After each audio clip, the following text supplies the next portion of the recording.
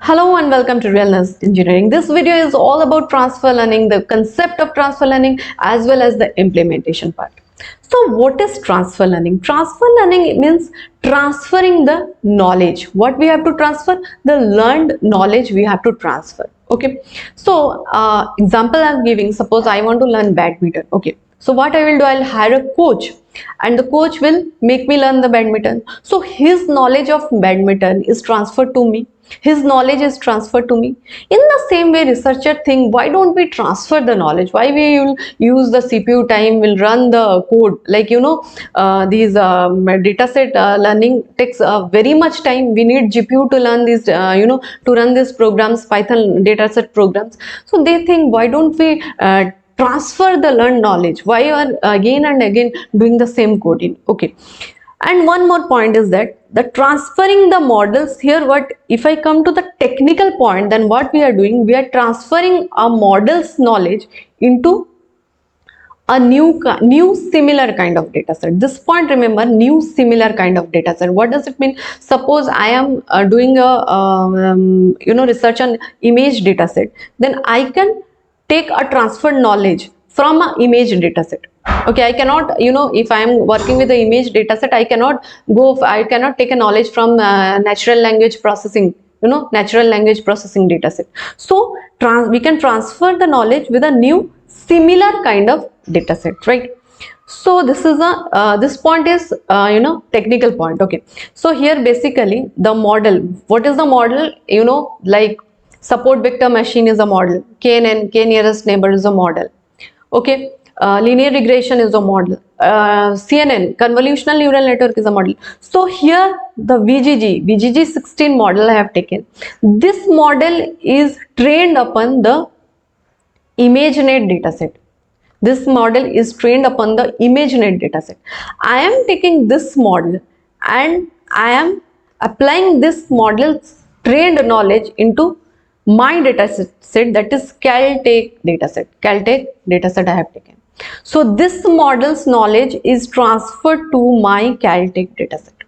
Okay, this model is trained on ImageNet dataset. This model's knowledge is applied to my dataset, what I have implemented, that is I have taken the CALTECH dataset.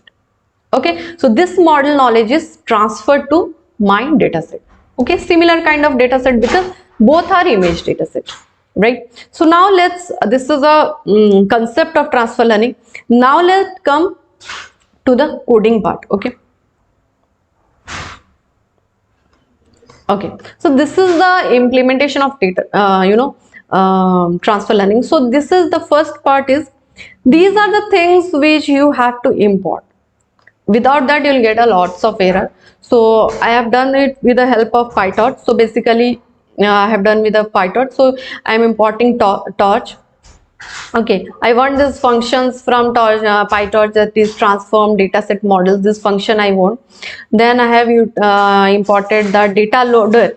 Data loader I need, that I have imported. Then if you want GPU, if there is DPU, then the GPU you are using GPU, then you have to import this function optim CUDA. Then the warning, then the data science tools, that is NumPy, Pandas, OS is for directory. When you want to iterate through your data set, your dataset directory, then you need your OS, import OS. Then for image manipulation, you need this PIL. From PIL model you need to import your image. Then torch summary you need to get the summary of your like your torch size, your output size, then you need to import this. And matplotlib for visualization you need to import. And these are the import function which you need.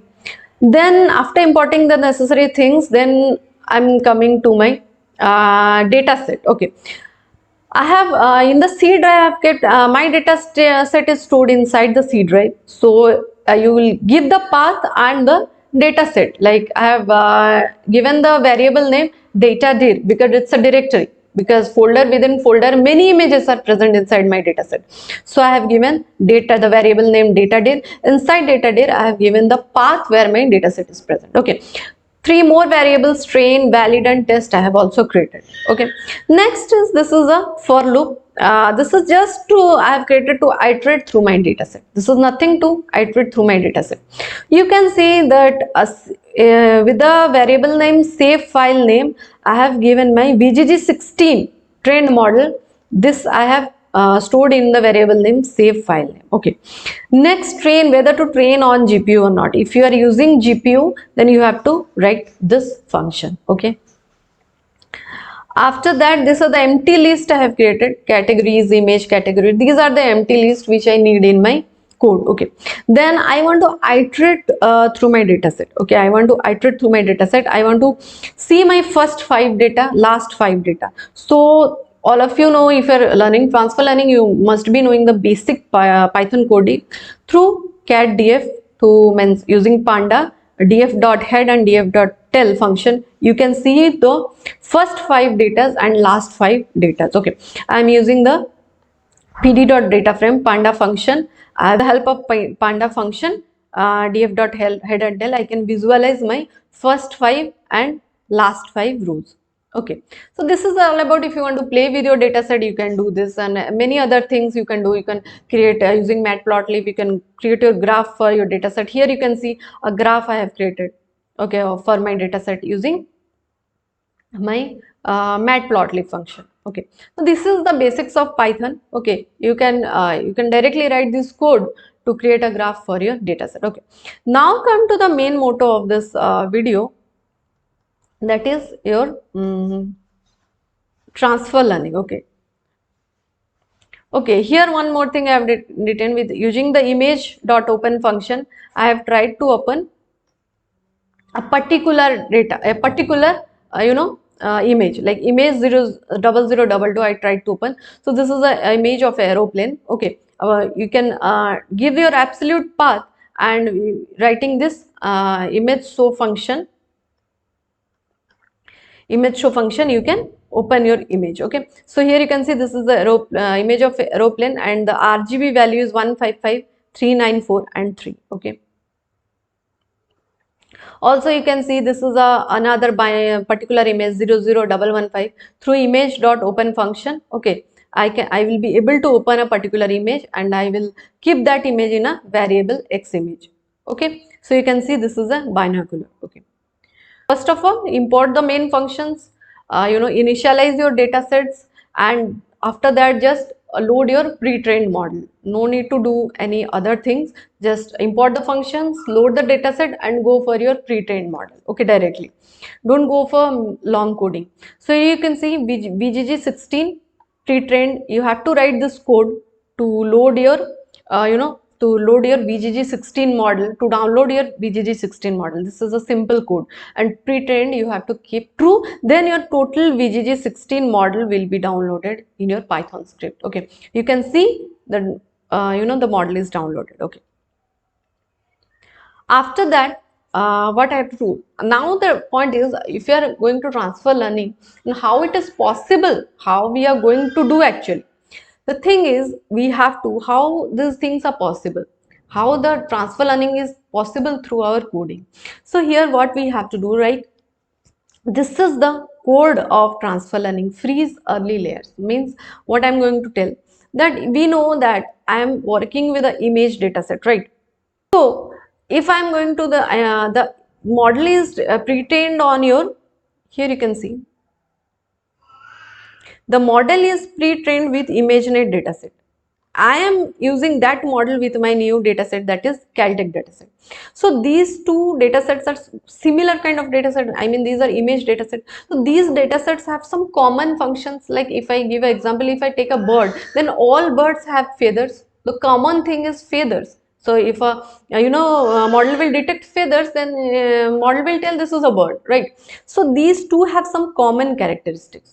Okay, because these are similar kind of data set. Okay, so the model, what the model will freeze here, how the code is implemented, like the model will freeze the layers.